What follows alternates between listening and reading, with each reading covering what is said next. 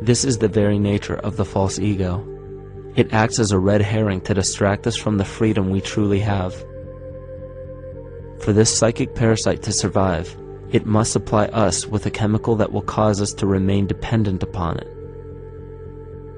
In this case, the sustenance is our conscious energy. And in order for us to feed it to the parasite, the chemical of fear causes humanity to crave protection and defense.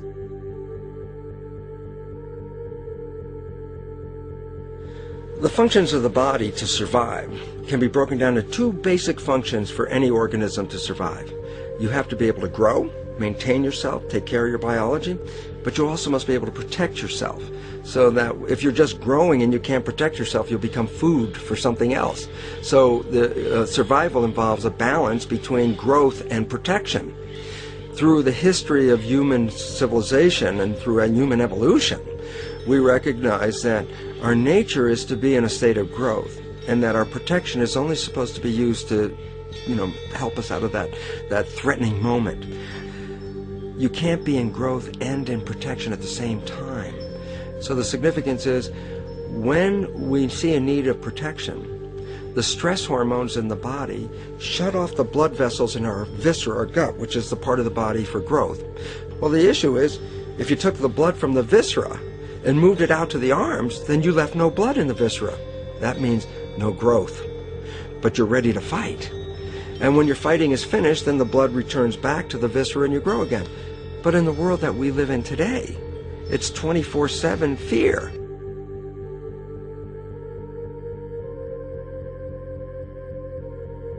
So we have a continuous dripping of that stress hormone into the body. It's just dripping all the time, getting us ready to run or fight or flight at any moment. At the drop of a hat, we're ready to go because we're on guard. Well, the problem is, what does that mean about your allocation of energy? And it says, we're spending most of our energy in protection. You cannot survive if you're in protection all the time.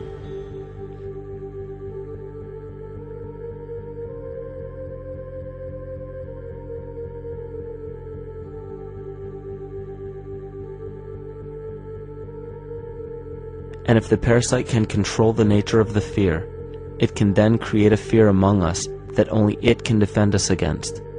A recent physical manifestation of this comes from Zbigniew Brzezinski, former Secretary of State who also supported President Barack Obama.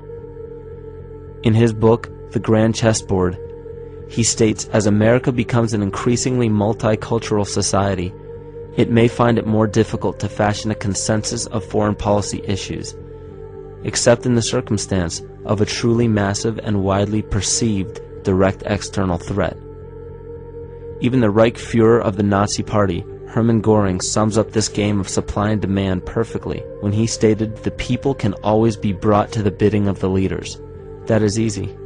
All you have to do is tell them they are being attacked and denounce the peacemakers for lack of patriotism and exposing the country to danger. It works the same in any country. It also works the same in every individual psyche. Just remember that the false ego has only one desire: to become greater and more powerful than the true self. This illness causes us to believe that we are separate from nature. This is why we see such a rise in the dependency of technology. This is why we see such little stewardship for the earth and the environment.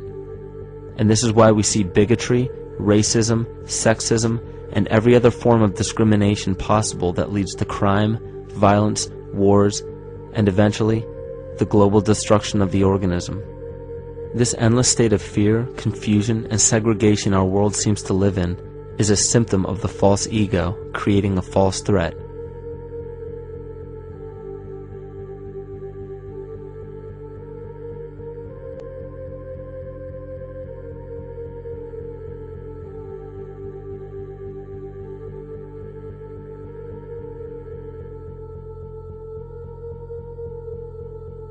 Many of the United States presidents have blood relations with each other.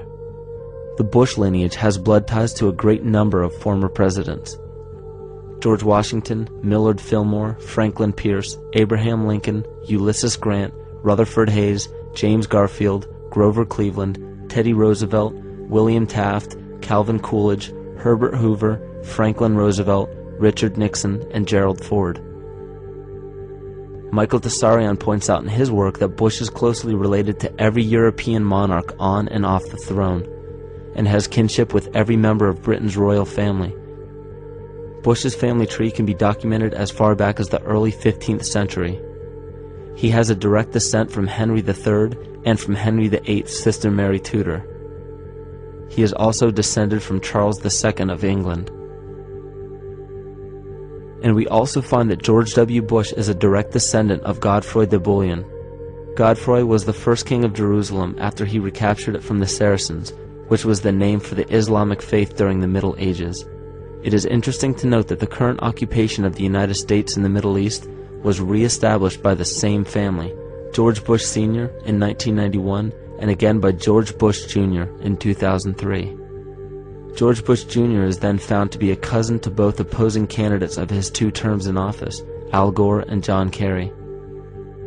Democratic President Barack Obama also has blood ties with George W. Bush, as well as Gerald Ford, Lyndon Johnson, Harry Truman, James Madison, and the British Prime Minister Sir Winston Churchill. On the opposing side of the 2008 presidential ballot, John McCain is descended from Robert the Bruce, King William I of Scotland, and also Godfrey de Bouillon. Probably one of the most interesting facets of the bloodline relations is the fact that the whole British royal family has descent from the Muslim prophet Muhammad through the Arab kings of Seville. This bloodline was passed through the kings of Portugal, Castile, and eventually down to King Edward IV.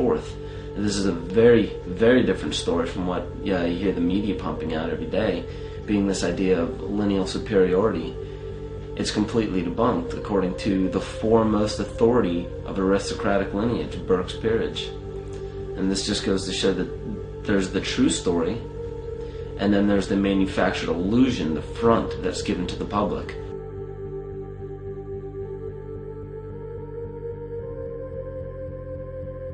These blood ties go on and are documented thoroughly through literature such as Burke's Peerage and other comparable books. The point of all of this is that we find not just the same people, but the same intent within the people who have held high positions of monarchy, dynasty, aristocracy, and democracy in the past and present, and they are all related by a physical and symbolic link.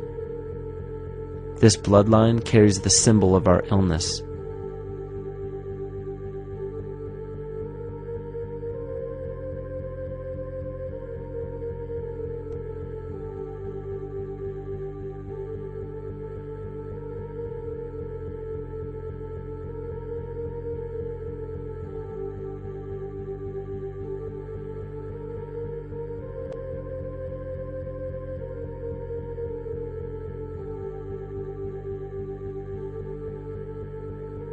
The symptoms of our psycho-spiritual illness are the wars, terrorist attacks, artificial or man-made disasters, and leader figures.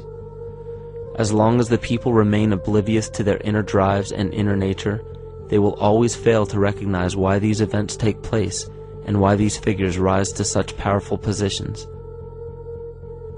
The reason why we have failed for thousands of years to conquer these archetypal rulers permanently is because for thousands of years we have been fighting the symptoms of an illness and not the root cause.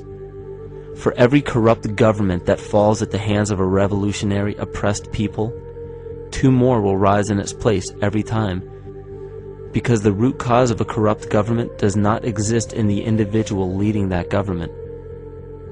It exists within the psyche of every individual, because an unaware host to a deadly parasite will do anything to avoid accepting his own incapacity for freedom.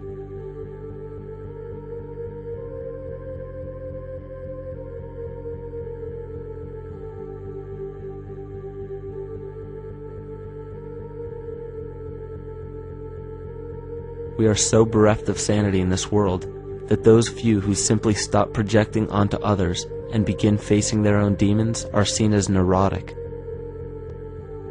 An article written in the 1950s states that studies showed that individuals who had been isolated from their familiar social and cultural environment became neurotic. This shows that when those individuals had no object to identify their darker emotions with, they began to see these things in themselves, that which they refused to recognize before, and were unaware of why they appeared and how to cope. Facing our true inner self is virtually unknown in our world today. This is why no matter how many civilizations rise and fall, it is our collective consciousness that creates our governing apparatus, not individual people.